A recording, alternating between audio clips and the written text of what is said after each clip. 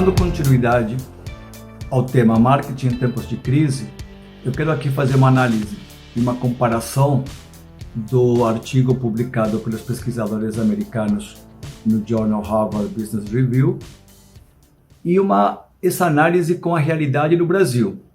Os autores começam explicando que o consumidor, para realizar compras, precisa de algumas premissas.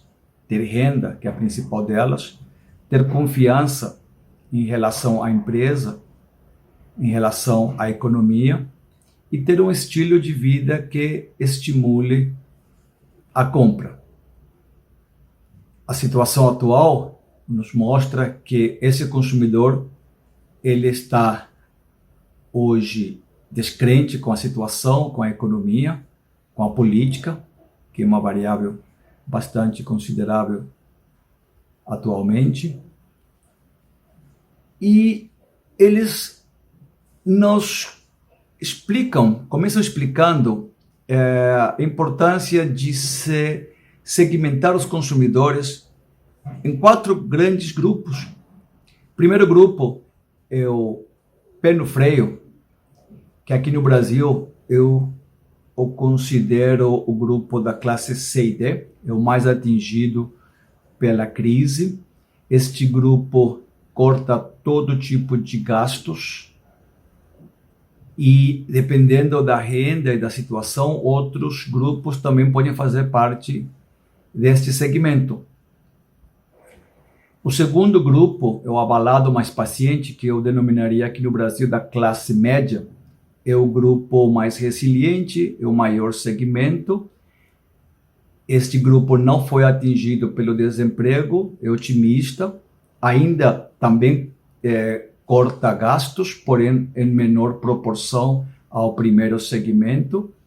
E um terceiro grupo, consumidores em situação tranquila, que eu diria que é o grupo da classe A e B aqui no Brasil, representando 1 ou 2%, segundo dados do IBGE de ontem, 7 de maio. Esse grupo ele mantém o mesmo padrão de antes da recessão, ainda realiza algumas compras de uma forma muito mais seletiva, por exemplo. E o grupo que eu denominaria aqui da classe da geração Y, os millennials, geração X também, são consumidores que consomem experiências em detrimento de bens, com exceção de eletrodomésticos, eletroeletrônicos, tecnologia. Provavelmente eles vivem com os pais ou em apartamentos de aluguel, são consumidores jovens e urbanos. Então, eles começam identificando esses consumidores, que a gente consegue facilmente identificá-los no Brasil também. E esses consumidores classificam os grupos em bens e serviços também em 4 grupos. Produtos essenciais, primeira necessidade, alimentos, vestuários. Os produtos de agrado, que são facilmente justificáveis, presentes, por exemplo. Os produtos adiáveis e os produtos dispensáveis. Então, em primeiro momento, eles destacam que é importante que as empresas consigam identificar os seus consumidores e quais são os grupos de produtos e serviços que eles consomem. A partir daí, eles sugerem ações de investimentos em marketing. De que forma? Primeiro, identificando os clientes fiéis, que são os clientes geradores de caixa, de crescimento orgânico.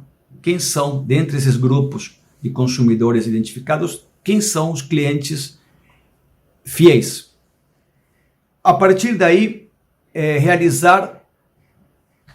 aparar os custos de comunicação, que é muito mais fácil do que os custos de produção, que é muito mais alto, evidentemente. E dessa forma, aparando os custos da comunicação, que depois eu vou falar um pouco, eles conseguem até não demitir. É muito importante que eles identifiquem do mix de produtos e serviços aquelas marcas que sejam mais fortes, marcas que já faziam sucesso antes da recessão, analisar todo o portfólio, prescindir daquelas marcas não lucrativas, marcas complicadas. Eles assinalam que é muito mais fácil fazer uma poda cirúrgica em tempos de crise, em tempos de pandemia, do que durante a bonança, porque é muito mais fácil justificar esse corte. Ok? Outras ações que eles sugerem é a avaliação das oportunidades, uma vez que eles precisam definir cenários, traçar as melhores estratégias. Cabe, então, mostrar também as ações, as táticas, em relação aos produtos e a outras estratégias, como a triagem das marcas. Então, fazer uma seleção. Quais são os produtos que têm menor probabilidade de sobrevivência? Quais são os produtos e serviços com margem maior em renda e com chance maior de dar certo neste mercado? Uma vez que os consumidores estão avaliando seus padrões de consumo. Esses consumidores eles estão buscando muito mais preço do que qualidade. Claro que o combo preço com qualidade é o mundo ideal. No entanto, a variável preço hoje assume um destaque significativo na mente desses consumidores. As oportunidades nas marcas mais populares, produtos essenciais, que são os que vão ser procurados por esse consumidor da classe C e D e também pelos consumidores da classe média. Aqui dá para identificar facilmente quais seriam esses produtos de primeira necessidade. Lembrando que há uma mudança, alguns produtos como alguns benefícios, experiências de alimentação fora de casa, lazer, entretenimento, que antes eram tidos como essenciais, nesse momento eles passam a ser adiáveis, né? Ou até mesmo numa segunda variável como produtos de agrado. Muito importante, uma sugestão deles, e eu faço voz, é a pesquisa de mercado, pesquisa de marketing também. Uma vez que daqui a um certo tempo, quando esses consumidores recuperarem a renda, as empresas e os profissionais deverão estar atentos a identificar quem é esse novo consumidor.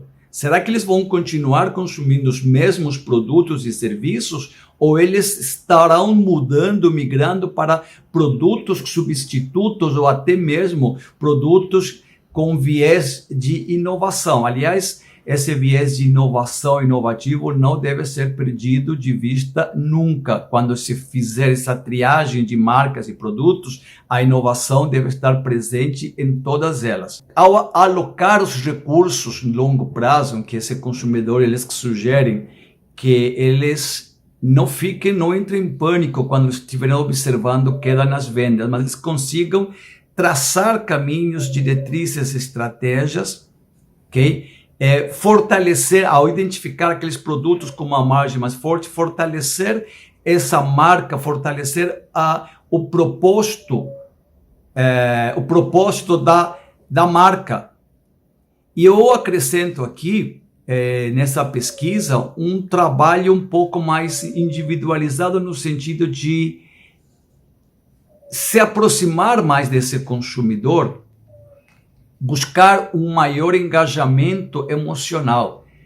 As pesquisas qualitativas nem sempre conseguem coletar a verdade que está por trás de um questionário ou de um roteiro de entrevista, uma vez que nem o próprio consumidor sabe expressar ou sabe dizer exatamente o que se passa no inconsciente, levando em consideração que a maior parte das tomadas de decisões de um produto ou de um serviço representa mais de 95%, está no subconsciente, uma decisão inconsciente, portanto. Então, cabe às pesquisas de marketing ali, faço voz ao neuromarketing, ou neurociência aplicada ao consumidor, com o uso das ferramentas de tecnologia, como ressonância magnética funcional, eye tracking, por exemplo, para tentar se adentrar um pouco e entender o que se passa na cabeça desse novo consumidor e buscar a partir daí, consequentemente, extrair um pouco mais, que eu digo, não seria a verdade absoluta, mas extrair, de certa forma, buscar identificar novos padrões comportamentais, novos hábitos, né, a partir do estilo de vida, enfim. Ou seja, de uma forma resumida, os autores destacam nesse artigo uma nova visão em termos de marketing, com foco em estratégia, com foco em pesquisa de marketing, com foco em diminuição do mix de produtos e serviços, novo portfólio, com foco em aumento na confiança do consumidor, com foco em melhorar e aumentar a acessibilidade desses consumidores junto às empresas, e com o último pilar, que é um reposicionamento da empresa perante essa recuperação que está por se iniciar.